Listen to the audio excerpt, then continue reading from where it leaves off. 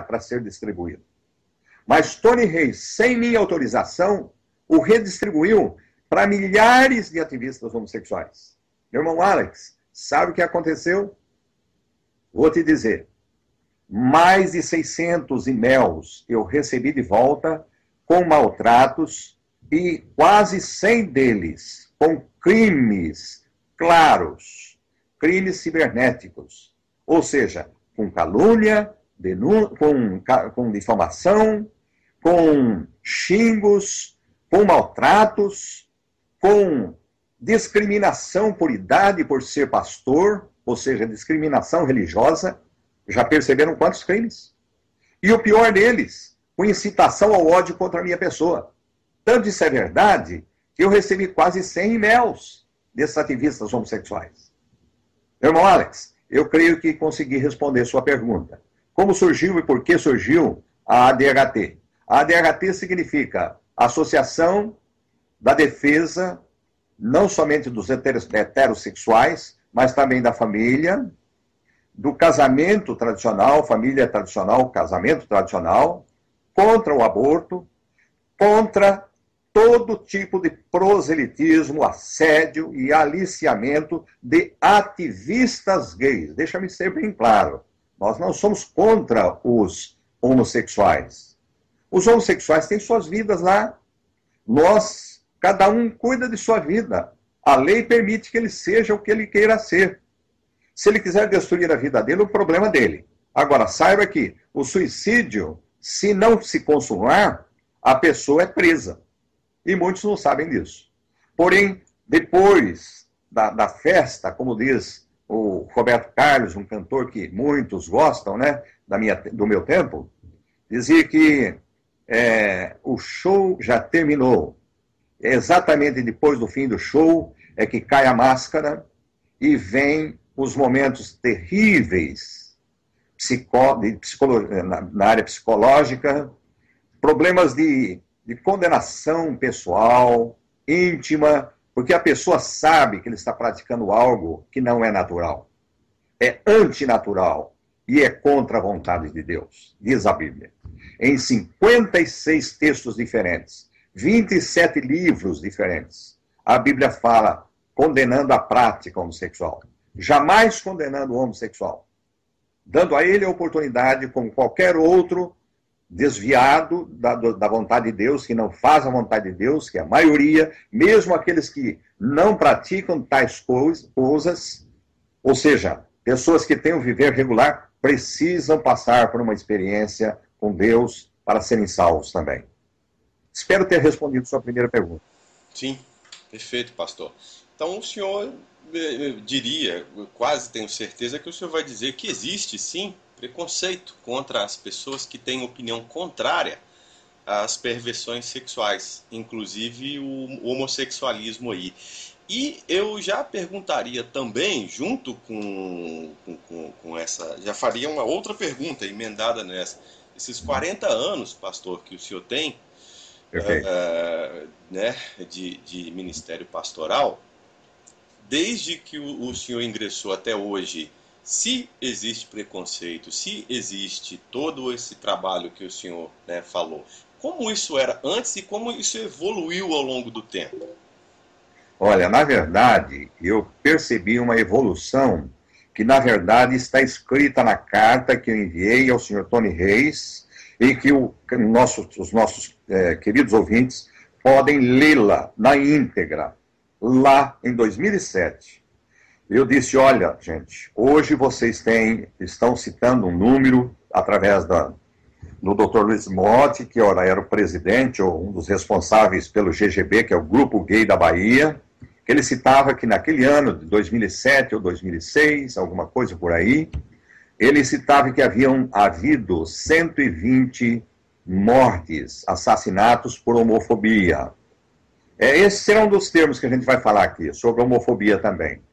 Mas eu queria dizer que, naquela carta, eu disse bem claro, está lá para qualquer um ler, e para o senhor Tony Reis voltar a lê-la, se ele, por acaso, ouvir essa entrevista comigo, em que eu cito que se eles continuassem da forma como eles estão continuando, em que eles não têm, de forma alguma, qualquer iniciativa de abrir um diálogo, não permitem o diálogo. Isso está claro, por exemplo, na entrevista do deputado Paes de Lira, no Super Pop, em que, de repente, um ativista homossexual se levanta e pergunta para ele assim: deputado, o senhor votou contra ou a favor do PLC 122? O deputado, com toda sinceridade, ele disse: eu votei contra. Ele imediatamente já estava na ponta da língua. Ele falou assim: então o senhor é homofóbico. Isso já não pega mais hoje, porque a população brasileira já descobriu que há um treinamento pelo qual todos os homossexuais, a grande maioria dos homossexuais passaram, e que vem desde o ano 2000, eu vou citar um pouco mais para frente também, dar mais detalhes, pelo Lacin Institute. E os amigos podem ver o convite que nós recebemos na íntegra também no nosso blog, no defesa-hetero.blogspot.com. Bom, vai ser mostrado aí no vídeo, ou seja, né, nesta fala, você vai poder acessar. E naquela oportunidade em que eu recebi esse convite, foi em 2010, o convite foi feito para 250 gays brasileiros, porque iam gays também de outros países. O congresso foi feito em Lima, no Peru, em maio de 2010. Sabem os amigos o que é que eles iriam discutir nesse congresso? Qual era o objetivo principal? Pois está escrito lá. Abra o nosso blog e leia todo o e-mail. E você vai encontrar que era para as pessoas, os novos homossexuais e os velhos homossexuais, os anteriores, antigos, que estavam na prática homossexual, aprenderem ou reciclarem como combater o que eles chamam de fundamentalistas cristãos e judeus. Agora, sabe o que é fundamentalista cristão e judeu para o senhor Tony Reis?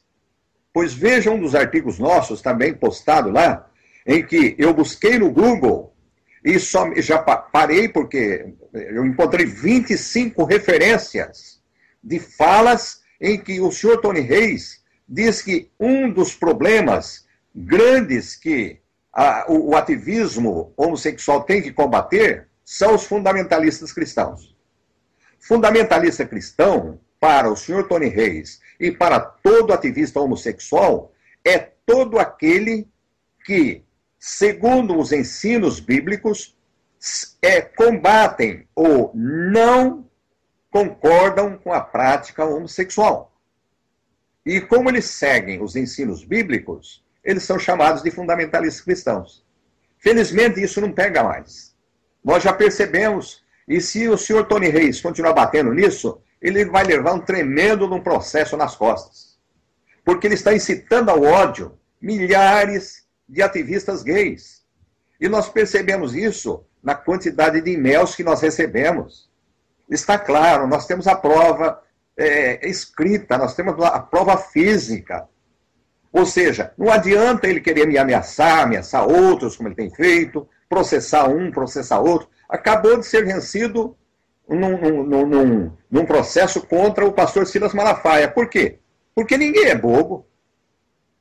E é como tem feito assim, vários ativistas homossexuais, como também o Dr. Luiz Motti, o Léo Mendes, que é lá de Goiás, os membros da BGLT e da lista GLS, pastores gays como Marcos Gladstone e Fábio Inácio, o deputado federal Jean Willis, a deputada federal Érica, o deputado distrital Israel Bastos e outros.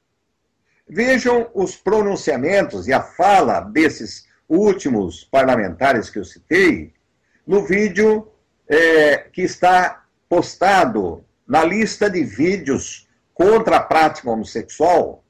Vocês vão encontrar no vídeo que está no YouTube, postado com a fala desses homossexuais. Nós percebemos que o pastor Silas Malafaia está muito certo no ponto de vista que ele tem citado muitas vezes.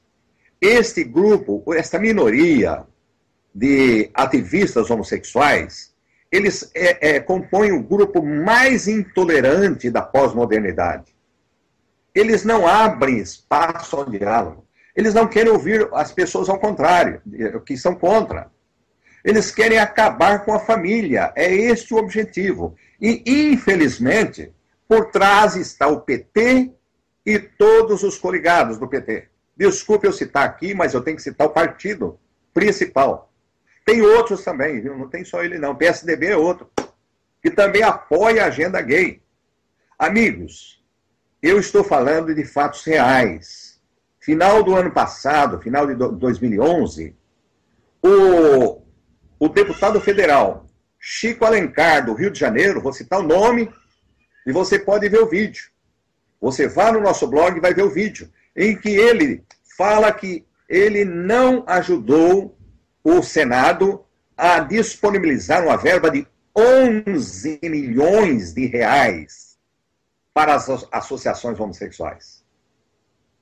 Meu irmão Alex, rapaz, a coisa é séria, vai muito além do que nós pensamos. Esse ativismo homossexual tem por trás um pano de fundo que muitos brasileiros não estão conhecendo.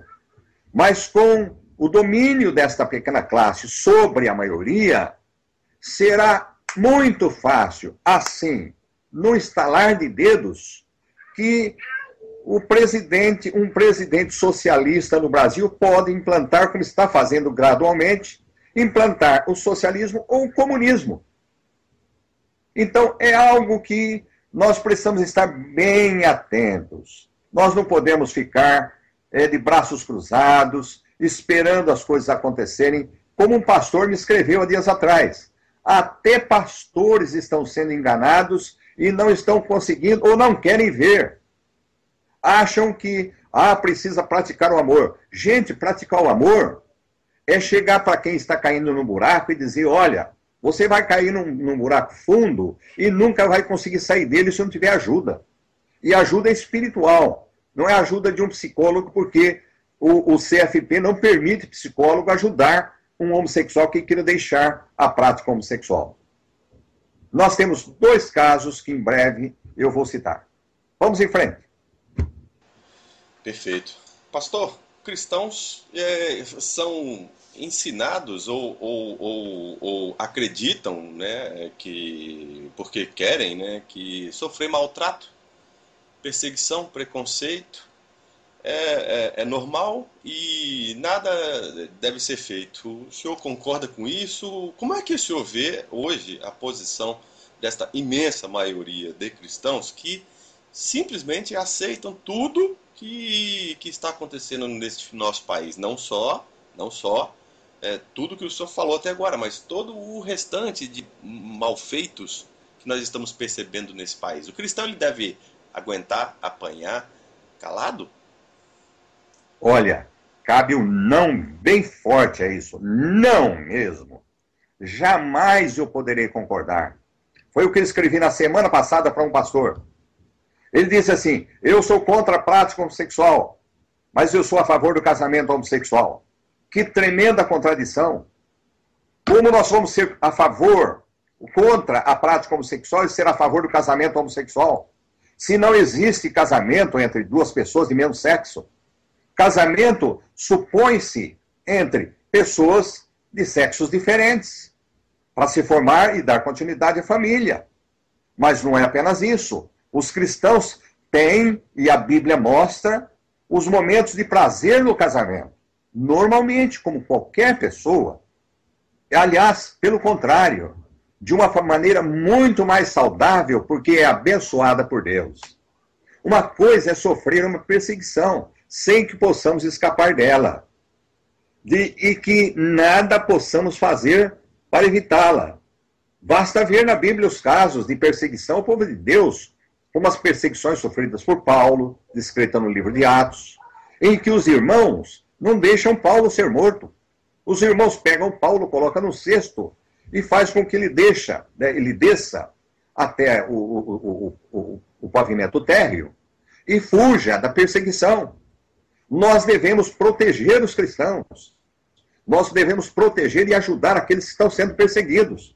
Ora, a Bíblia, o Senhor Jesus mesmo falou que quando ele estava na prisão não fosse me visitar, estive com fome, não me desse de comer, estive com sede, não me desse de beber. Gente, nós